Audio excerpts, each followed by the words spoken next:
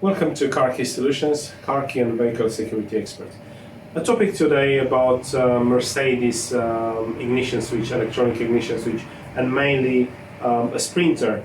And this is because it's an epidemic problem with the electronic ignition switch on Mercedes sprinters failing, but even more, it's seeing many vehicles having them stolen. Just to give you an understanding, what does the ignition switch?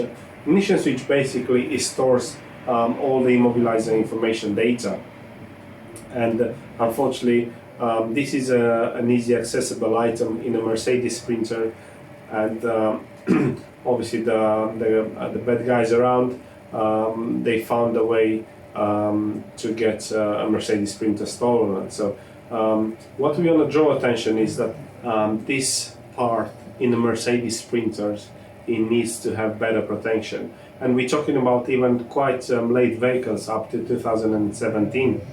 So definitely, if you're a Mercedes Sprinter vehicle owner, have this checked and enhance the protection on the electric ignition switch to better protect your Mercedes Sprinter.